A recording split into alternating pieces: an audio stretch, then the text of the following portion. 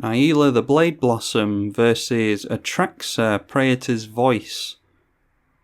Can't do anything with that hand, we'll knock it back. And hopefully get a couple of lands. That is not great. Miri's Guile will help us though, so and a land on top will also... will it though? Yeah, we'll put it on top. We can shift it around with Miri's Guile if we want to. Worst case scenario, we go into Chromatic Lantern. And that will put us into some Najeela mana. Well, it's unfortunate currently that we don't have any cheap warriors. I didn't want to knock the hand back again and most likely end up with a hand that didn't have any lands in it. So we'll of course draw into the scrub land that we threw on top. And then we'll go into Miri's Guile and that will filter our draws. Our opponent, curiously, ditched a Sun's Champion and a Khan Liberated off the Careful Study, so I do wonder if they have any kind of reanimation effects for Planeswalkers. Not sure if such a thing exists. Okay. Shall we go for Shana or Reconnaissance? I think we go for... I think we have to slow roll this and go for Reconnaissance. Because it's likely that next turn we're going to be going for Chromatic Lantern. And then we have Najeela after that. We can go into Brutal Horde Chief if we want to. And we'll obviously have the Celestia Warrior that I can't remember the name of now. Commanders. Najeela the Blade Blossom, 3 mana for a 3/2. Whenever a warrior attacks, you may have its controller put a 1/1 warrior tapped and attacking onto the field. And then for Wooburg, and only during combat, you may untap all attacking creatures. After this phase, there's an additional combat phase, and the creatures gain Trample, Lifelink, and Haste until the end of the turn.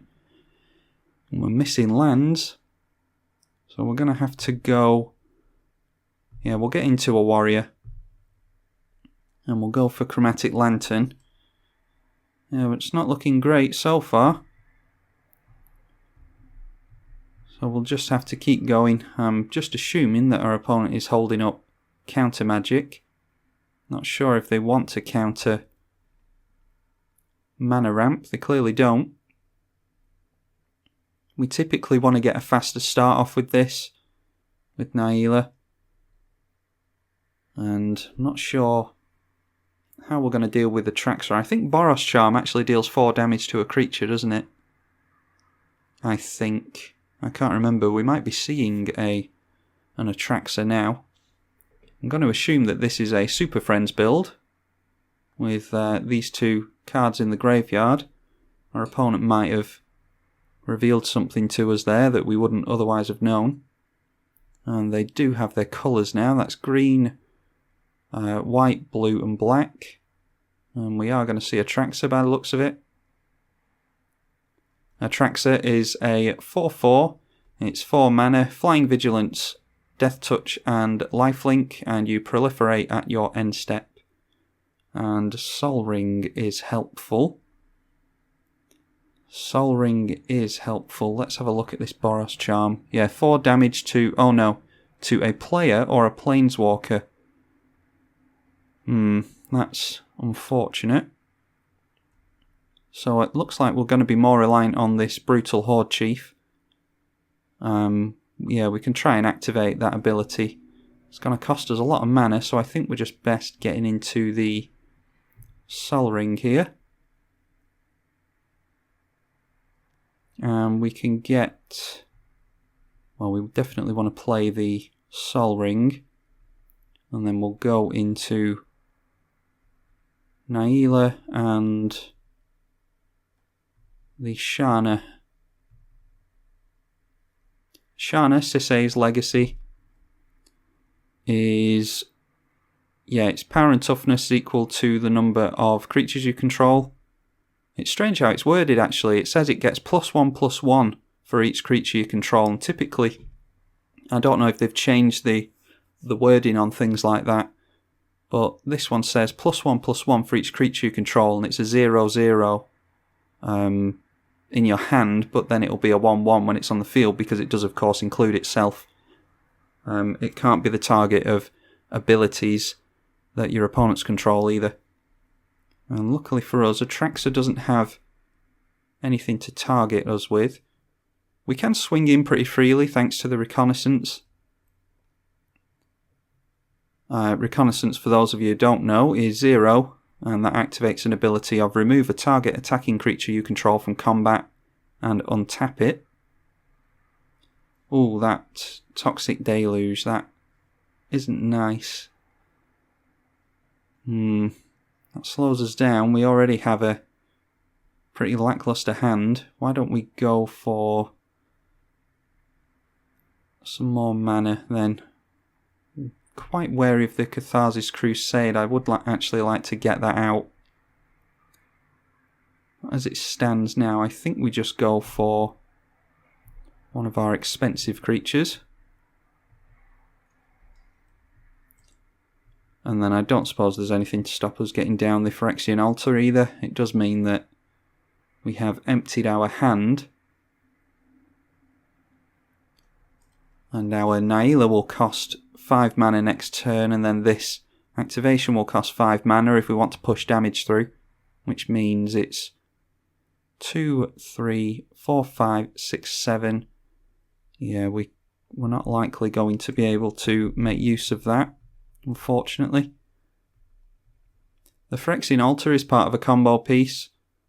In fact, it's not, well, it technically is part of a combo. That is, you need Najeela out, and then you need to be throwing out enough tokens to sacrifice 5 tokens every combat, and you can make Wooburg with that. This is sacrifice a creature, add a mana of any colour. So you'd sack 5 creatures, make Wooburg, and then you could activate Najeela's second ability and attack through again. You'd get the same number of creatures again, and do it all over again. Tamiyo Field Researcher is, well, I'm happy that it didn't come out whilst the doubling season was on the field. That is -7, draw 3 cards, you get an emblem, which is omniscience basically. You can cast spells without paying the mana cost. Luckily there are ways off that now, and +1 is choose up to 2 target creatures until your next turn. If either of those creatures deal combat damage, draw a card. And -2 is tap up to 2 target non-land permanents. They don't untap during their controller's untap step. So Tamiyo needs to last another turn, and then they'll be able to get the limit break off the turn after. We are struggling off the top here. We're not seeing any warriors. Might have to take the Boros Charm. We'll take the Boros Charm, and we can deal some damage to Tamiyo if we need to. But we can also hold it up to make things indestructible if we want to.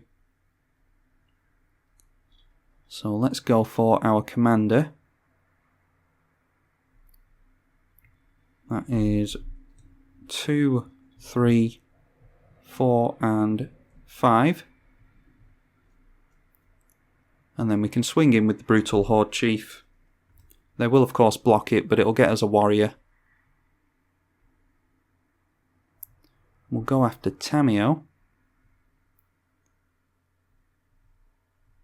Brutal Horde Chief. Whenever a creature you control attacks, the defending player loses a life and we gain a life.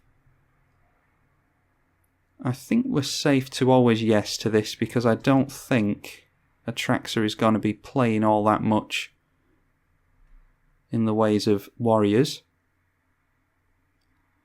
They will no doubt block the Brutal Horde Chief here.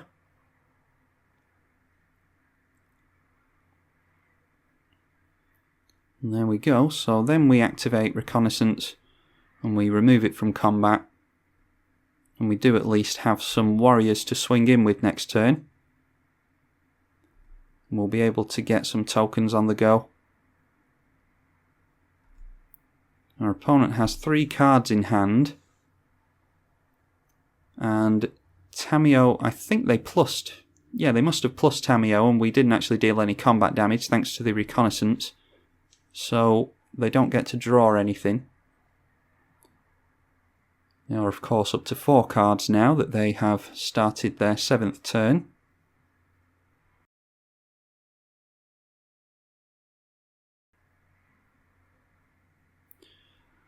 Going for Ugin, and I don't think there's a whole lot we can do about that. This thing gives indestructible, but if they decide to minus it down, then it will, of course, exile everything instead. So they could just do this for 3 to get rid of Najeela. That would get rid of our 2 enchantments, and we know that we have a huge heap of nothing on top, and that's exactly what they're doing. So I think in that case we go for... well, we can actually sacrifice these 2 things. Don't have to take damage from the City of Brass, tapping that down, and we'll deal 4 damage to Ugin, so we don't have to worry about it next turn. More worried about Ugin than I am about Tamiyo. And that way we will, of course, lose our Mirri's Guile and our reconnaissance. Tricky situation. That Toxic Deluge did a lot for them. And we're up to 8 commander damage, about to be 12. And if only Atraxa didn't have Vigilance, we would be able to get some damage off on Tamiyo. We might have to use the Brutal Horde Chief's ability next turn in order to have Atraxa not block.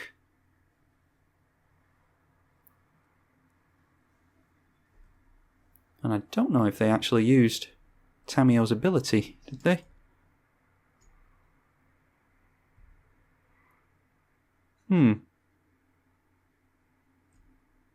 Maybe they did, maybe they used it on their own Atraxa.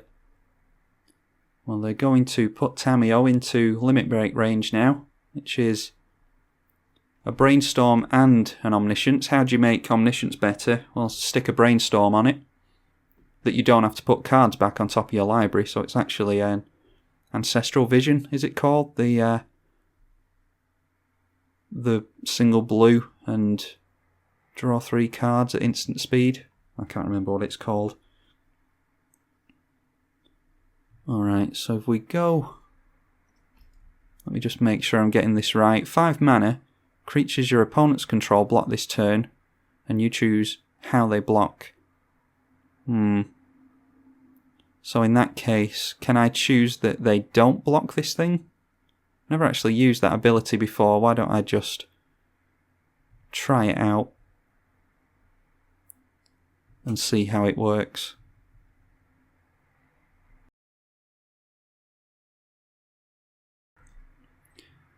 Now, Atraxa says blocks each turn if able, so I'm assuming that it has to block these things. I don't think us choosing how they block trumps it having to block every turn. Let's have a look. No, we do have to make it block, so that is us done, I think. All we've managed to do is gain them life there. And I'll play it out just to show everyone a Tamiyo emblem. I've never actually... I think I might have actually seen a Tamiyo Field Researcher emblem go off once, and it's when my opponent got down doubling Season and Tamiyo in one turn, which is 9 mana, not completely unattainable in a commander game. But yeah, they're just going to be able to do whatever they want now. And it looks like they've jumped up to 6 cards. They were at 3, I think, so it looks like Tamiyo targeted Atraxa and the Warrior. And they both dealt combat damage to each other and drew our opponent 2 cards. At least we know how that card works now, though. It does force things to block. Typically what we'd want to do with this thing is make it block tokens that we've thrown out with Najeela. Toxic Deluge soon saw to that. And there's not a whole lot we can do about it, unfortunately. We do have Teferi's Protection, I think, in the deck. And now it's a case of... oh, they've ticked up the Tamiyo. So they're being greedy there. I'm actually, if they're going to dirtle around with us, yeah, Elspeth. Okay. Well, there's nothing else we can do here. I just wanted to show everyone the Tamiyo emblem. Had they have got that out, it would have killed Tamiyo, but they could have thrown their hand onto the board and gotten big value. So I'll just concede here, and we'll say good game to our opponent, and they have beaten us fair and square. That is an Atraxa Superfriends deck. Didn't see too much in the way of Planeswalkers, but we can see that they have Ugin, and that helped deal with our board, and then another board wipe from Toxic Deluge in a creature-based deck. Just can't do a whole lot against that. So I hope you enjoyed that. I'm tribalkai on the EDH channel. Thank you for watching.